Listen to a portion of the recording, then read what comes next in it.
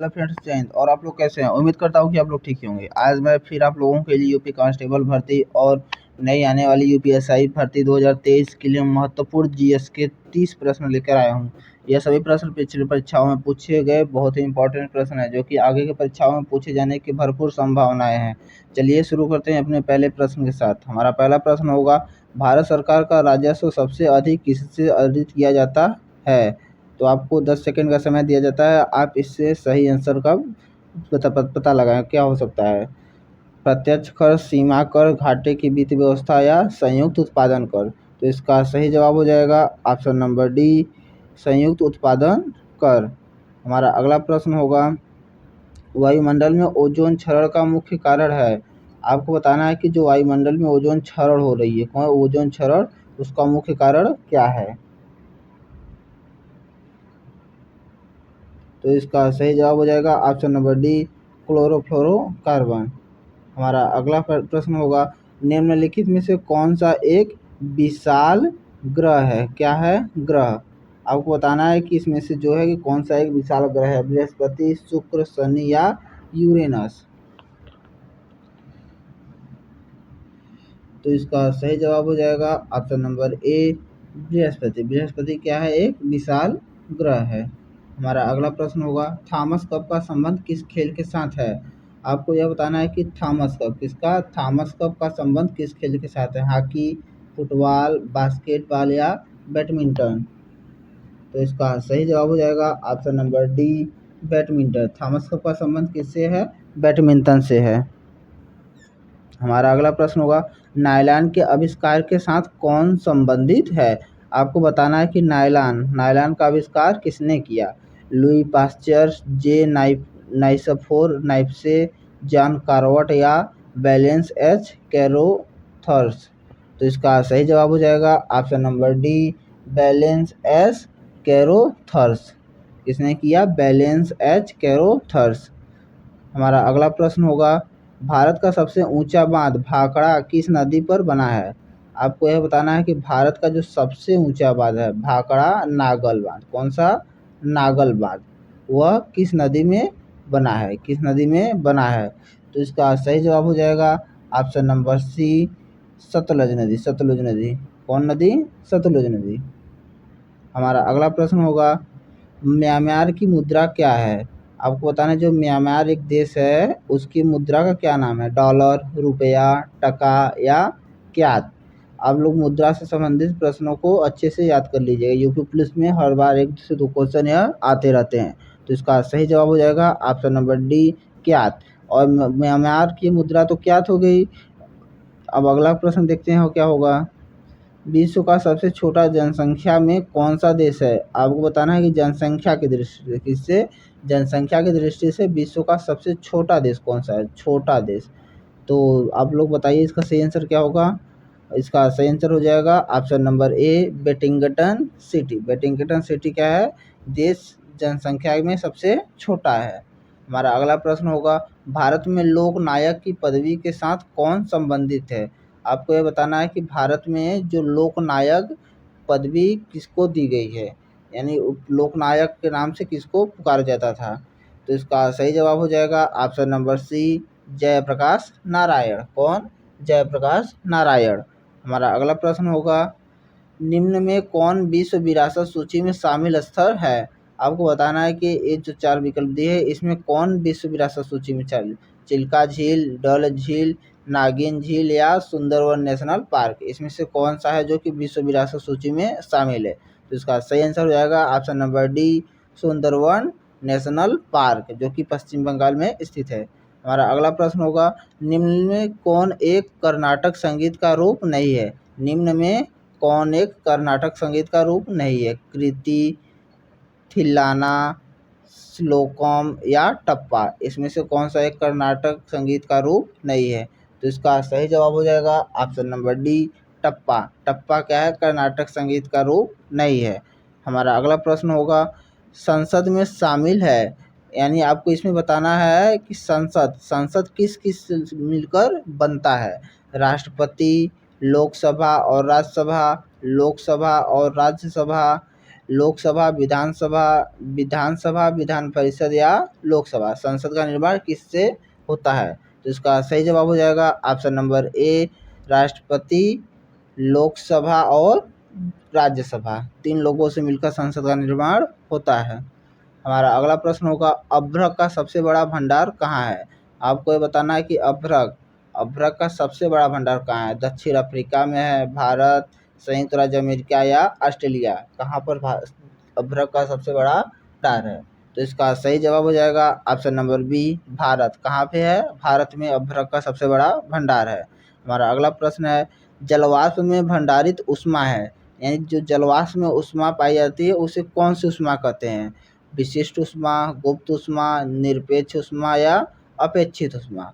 तो अब इसका सही जवाब बताइए। इसका सही आंसर हो जाएगा ऑप्शन नंबर बी, गुप्त ऊष्मा। कौन सी ऊष्मा है? गुप्त ऊष्मा है। हमारा अगला प्रश्न होगा, यह निर्णय कौन लेता है कि कोई विधेयक धन विधेयक है या नहीं? हमें यह बताना है कि जो निर्णय लिया धन विधेयक को सूचित कौन करता है कि यह कोई विधेयक धन विधेयक बनेगा या नहीं? तो इसका सही जवाब हो जाएगा ऑप्शन नंबर डी, लोकसभा अध्यक्ष। कौन? लोकसभा अध्यक्ष ही यह निर्णय लेगा कि कोई विधेयक धन विधेयक है या साधारण विधेयक है। हमारा अगला प्रश्न होगा, कंटूर काल्पनिक रेखाएं हैं जो दर्शाती हैं।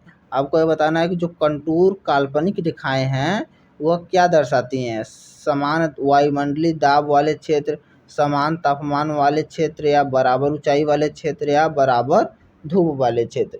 तो इसका सही जवाब हो जाएगा ऑप्शन नंबर सी, बराबर ऊंचाई वाले क्षेत्र। कंटूर रेखाएं क्या दर्शाती हैं? बराबर ऊंचाई वाले क्षेत्र। हमारा अगला प्रश्न होगा, भारत के किस राज्य का क्षेत्रफल सबसे अधिक है? यानी भारत में जो राज्य हैं उसमें से सबसे ज़्यादा क्षेत्रफल किसका है?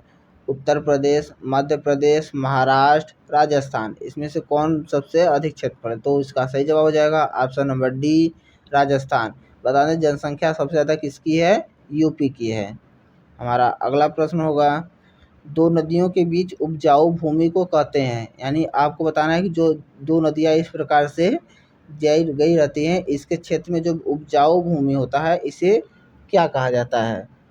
जल संभर, जल विभाजक, दोआब या तराई क्षेत्र? तो इसका सही जवाब हो जाएगा ऑप्शन नंबर सी, दोआब। क्या कहते हैं?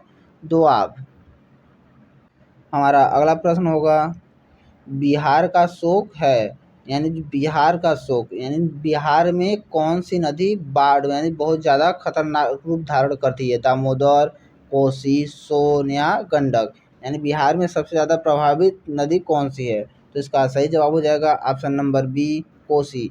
बिहार में कोसी बहुत जल्द बहुत मतलब खतरनाक रूप धारण करके बाढ़ का रूप ले लेती है, इसीलिए बिहार का शोक किसको कहा जाता है? कोसी को कहा जाता है।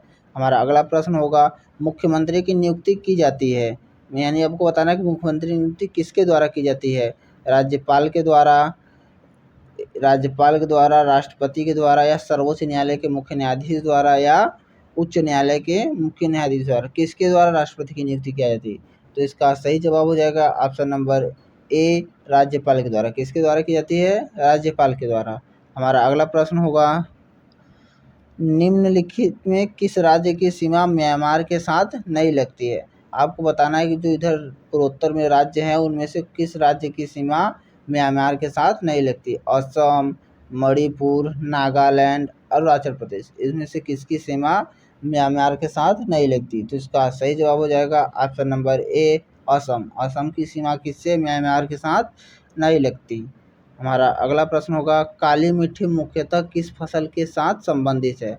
आपको बताना है कि जो काली मिट्टी है, काली मिट्टी वह किस फसल के साथ संबंधित है, यानी काली मिट्टी में किस फसल की सबसे ज़्यादा उपज होती है? कपास की, ईख की, चाय की या कॉफ़ी की? तो इसका सही जवाब हो जाएगा ऑप्शन नंबर ए, कपास की। किसकी? कपास। काली मिट्टी में भरपूर मात्रा में कपास होता है, वह कपास के लिए एक उपयोगी मिट्टी होती है। हमारा अगला प्रश्न होगा, भागीरथी और अलकनंदा के संगम पर स्थित है, यानी कि जो भागीरथी है और अलकनंदा उसके संगम को क्या कहते हैं? रुद्रप्रयाग, देवप्रयाग, विष्णुप्रयाग या कर्णप्रयाग? इसमें से क्या सही हो जाएगा? तो इसका सही जवाब हो जाएगा option number B, Devprayag. Bhagirathi और अलकनंदा के संगम क्या कहते हैं? देवप्रयाग कहते हैं। हमारा अगला प्रश्न होगा, निम्नलिखित में से कौन सा राजनीतिक अधिकार नहीं है? आपको बताना है कि इसमें से कौन सा राजनीतिक अधिकार एक नहीं है। मत देने का अधिकार, जीवन का अधिकार, चुनाव लड़ने का अधिकार या सरकार के अधिशासी निकायों के पास शिकायत करने का अधिकार। इसमें से कौन सा राजनीतिक अधिकार नहीं है? तो इसका सही जवाब हो जाएगा ऑप्शन नंबर बी, जीवन का अधिकार। जीवन का अधिकार क्या है? राजनीतिक अधिकार नहीं है। हमारा अगला प्रश्न हो जाएगा, उपराष्ट्रपति पदेन अध्यक्ष है। आपको बताना है कि उपराष्ट्रपति किस सभा का पदेन अध्यक्ष है? राज्यसभा का, लोकसभा का, योजना आयोग का या राष्ट्रीय विकास परिषद का? किसका पदेन अध्यक्ष होता है? तो इसका सही जवाब हो जाएगा ऑप्शन नंबर ए, राज्यसभा का। किसका? राज्यसभा का। राष्ट्रपति किसका पदेन अध्यक्ष होता है? राज्यसभा का।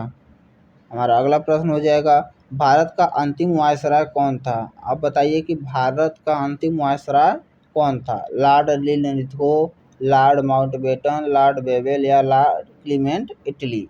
इसमें से कौन है जो भारत का अंतिम वायसराय था? तो इसका सही जवाब हो जाएगा option number B, lord Mountbatten. Lord Mountbatten कौन था? भारत का अंतिम वायसराय था। हमारा अगला प्रश्न हो जाएगा, भारत में मत देने की न्यूनतम आयु क्या है? आपको बताना है कि भारत में जो मत देने का, किसका मत देने का अधिकार 21 वर्ष में के बाद चालू हो जाता है? 18 वर्ष, 21 वर्ष, 16 वर्ष या 20 वर्ष? तो इसका सही जवाब हो जाएगा ऑप्शन नंबर ए, 18 वर्ष। 18 वर्ष के बाद भारत में मत दिया जा सकता है। हमारा अगला प्रश्न होगा, निम्न में कौन सा मौलिक अधिकार नहीं है? यानी इसमें जो दिया है इसमें से कौन सा मौलिक अधिकार नहीं है? समानता का अधिकार, स्वतंत्रता का अधिकार, संपत्ति का अधिकार या शोषण के प्रति अधिकार? कौन सा मौलिक अधिकार नहीं है? तो इसका सही जवाब हो जाएगा ऑप्शन नंबर सी, संपत्ति का अधिकार। संपत्ति का अधिकार अब मौलिक अधिकार नहीं रहा। पहले यह मौलिक अधिकार के श्रेणी के अंतर्गत आता था, लेकिन अब यह 300 क के तहत क्या हो गया? एक राजनीतिक अधिकार हो गया है। हमारा अगला प्रश्न होगा, शासन की एकात्मक पद्धति का लाभ है। यानी आपको बताना है कि शासन के एकात्मक, जो शासन एकात्मक रूप है उसका क्या लाभ है? अधिक अनुकूलन मिलता है, दृढ़ राज्य होता है, जनता द्वारा अधिक सहभागिता है, सत्तावाद की कम संभावना है। तो इसका सही आंसर हो जाएगा दृढ़ राज्य है। क्या है? दृढ़ राज्य है। हमारा अगला प्रश्न हो जाएगा, निम्नलिखित में कौन सा एक राज्य घटक नहीं है? आपको बताना है कि राज्य का निर्माण किन किन घटकों के द्वारा किया जाता है और इसमें से वह कौन सा नहीं है जिसके द्वारा राज्य भी बना रह सकता है? तो इसका सही जवाब हो जाएगा ऑप्शन नंबर सी, सेना। सेना राज्य का एक प्रमुख घटक नहीं है। दोस्तों, ये हमारा अंतिम क्वेश्चन था। आप लोग बताइएगा आप लोगों ने 25 में से कितने क्वेश्चन सही किए और हमारे क्वेश्चंस कैसे थे। मिलते हैं फिर अगले वीडियो में कुछ नए प्रश्न के साथ। देखने के लिए धन्यवाद।